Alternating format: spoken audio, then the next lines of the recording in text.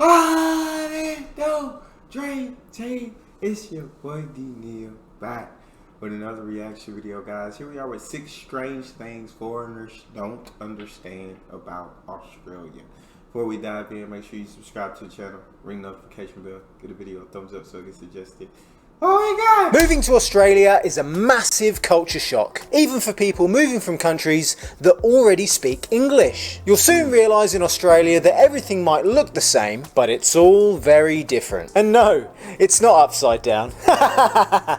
Shit joke. Australia can be better, and it can be worse. But to help you assimilate into your new life down under faster, these are the things that foreigners don't understand about Australia until they get here. G'day guys, my name's Ross, and I moved with my family to Australia during a global pandemic. Australia is a lot bigger than you think. Foreigners will never truly appreciate how big Australia is until they experience travelling it for themselves. In fact, I even feel sorry for people that move to Perth. You just arrive, rather than having to spend about another 5 hours just flying across the country. Australia is the 6th largest country in the world by area, almost as large as the United States. They'll probably be crowing about that one. And much bigger than Europe. So small. Except if you kind of count Russia. That's so freaking crazy, bro. How big it is, but like what the population is compared to the size, because a lot of it is like unlivable, but how just truly gigantic it is. You count Russia and Europe anymore? I've angered Putin. There is either a big distance or a fucking huge distance between the major cities in each state. Those are the only two choices. And it can either take several hours or more than a day just to drive between them. How long have you ever sat in a car for? Long travel times are just accepted. How long have I ever sat in a car? Probably say 10 hours. It's got to be 10 hours. In Australia. So get used to road trips as your new thing to do. Or if you're an impatient post-millennial, just take a flight. No, that's not fair.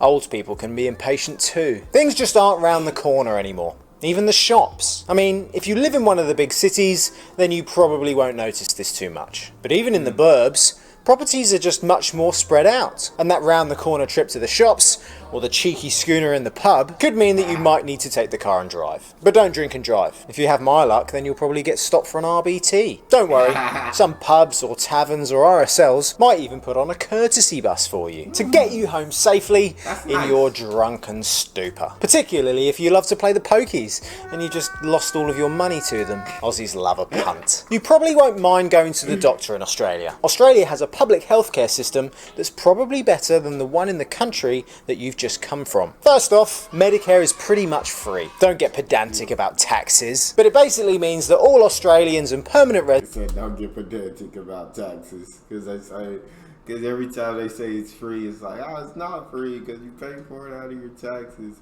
But yeah, healthcare to be affordable for people who can't afford it is a beautiful thing.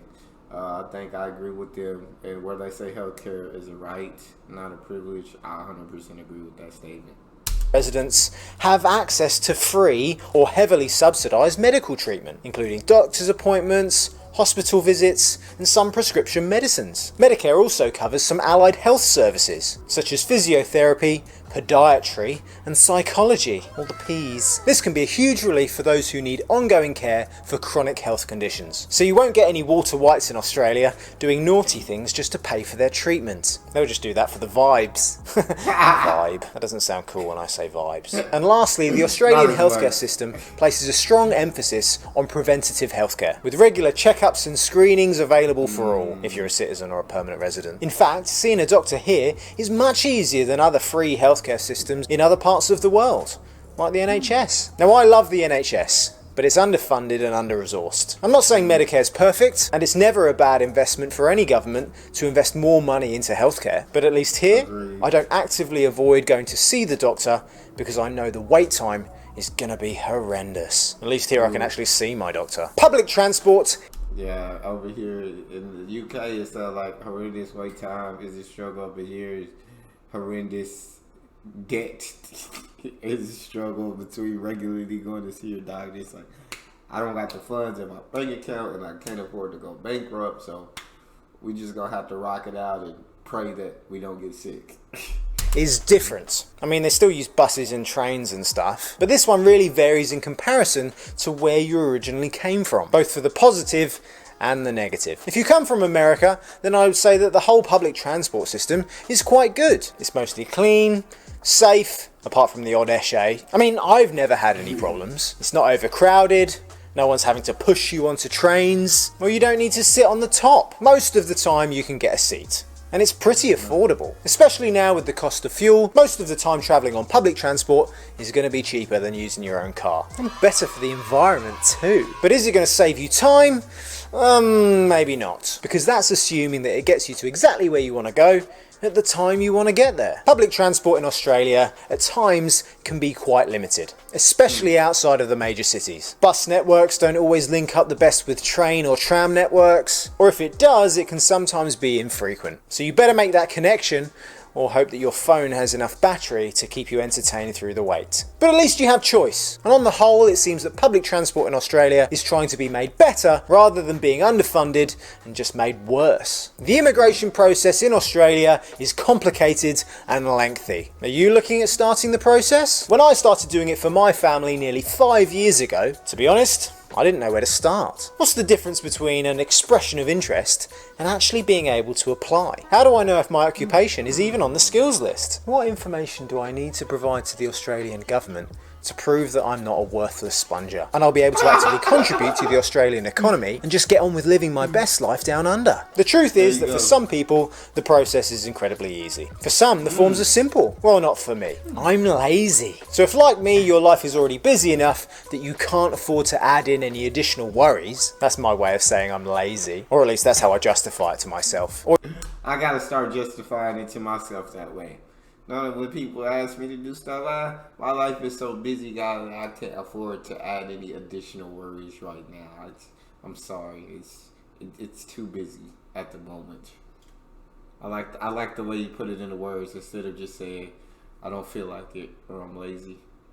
Or your life situation is already so complicated that completing the whole application process just seems unmanageable. What do you mean I have to list every country I've been to in the last 10 years, including every member of my family? Then speak to True Blue Migration Services. Mention us and they will tell you for free your best options for moving to Australia, with no obligation. It doesn't get much better than that. And then if you do come to the realisation that they can help you to speed up the process and reduce the complications like some kind of super fast resettlement secretary, then they might be the reason why you get to live out your life as a slightly confused foreigner sooner rather than later. Australia is a dry country. No, I don't mean alcohol. God, can you imagine that? With summers as hot as they are in Australia, I don't know how I could get through with 2 kids and not being able to enjoy a nice cold beer. But a concept that was alien to me coming from dull, dreary and rainy England. I mean, the sun does shine sometimes, but it was the importance of water conservation. How many of you even have the faintest idea of how much water you use each day? Does it even matter how much you use where you come from? Well, in Australia they are...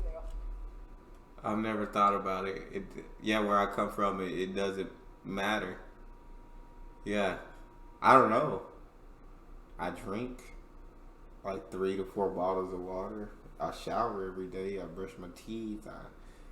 I wash dishes. I don't know. I figure I use a decent amount of water every day. A decent amount of water every day. They often have 2 water rates. One for normal use, and then the super high one if you want to go over your daily allowance. Sure, you can use more water, but you'll bloody pay for it. Some don't even have that luxury. You'll often see houses with huge rainwater tanks. That's all their water. Love having a power shower? Well, it better have a flow rate of less than 9 litres per minute or less. That's the law. To be fair, water conservation is a global issue. We've just probably been spoiled by our previous countries, allowing us to use however much water we want, whenever we want. That's not real life, my friend. So if you love to run through the sprinklers in your spare time, through the sprinklers in your spare time, or use the full flush when all you've done is have a wee, you better have a rainwater tank. And if you don't like government telling you what to do, even when there's some science behind their policies, then maybe stay where you are, champ. You keep being free, okay? Australia has one of the oldest and youngest cultures in the world. Australia's indigenous culture is rich and diverse, and can often be overlooked by many foreigners, or sometimes even some Australians. Coming from the UK, where British culture is often celebrated,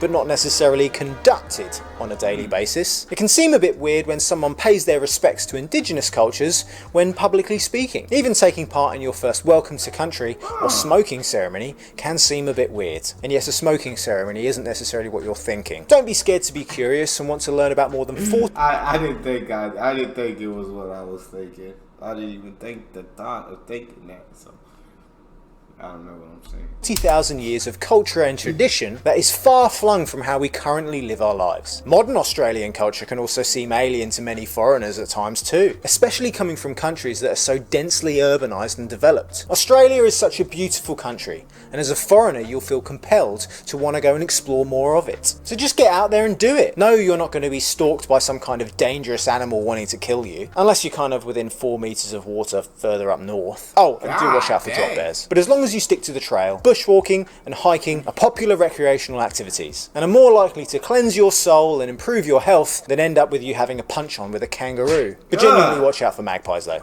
If you don't feed them or you look away, they're going to get you. But probably the secret weapon of all Australian culture is mateship, and you can use this to your advantage. While all countries have mates, mateship is a special and unique part of Australian culture that celebrates loyalty, support, and friendship. When you're missing home and feeling a little bit lost, Australian mateship can help you feel like you belong in your new community. Your new Aussie mates will be there for you and lend you a helping hand and give you a listening ear, probably over a nice cold beer or a cheeky vino. Or both. Spoil yourself. You're also allowed to not drink. Not all Australians are raging alcoholics. With new Aussie mates by your side, you'll be able to navigate your new way of life with confidence. So just get out there and make... Yeah, I think Aussies have an incredible sense of community, incredible sense of, you know what I'm saying? If you're going through hard times or if you're struggling, right, they come together, they help you out, pick you up. You know what I'm saying? Talk about it over a nice cold beer or a cheeky vino.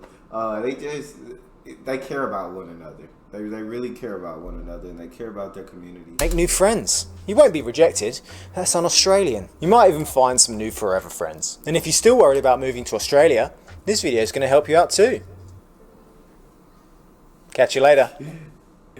I definitely rock with Johnston Life. Their videos are definitely dope. But that's all we got. You guys got a favorite video suggestion? You can subscribe to Patreon or drop it in the comment section. It's your boy Neal. Out.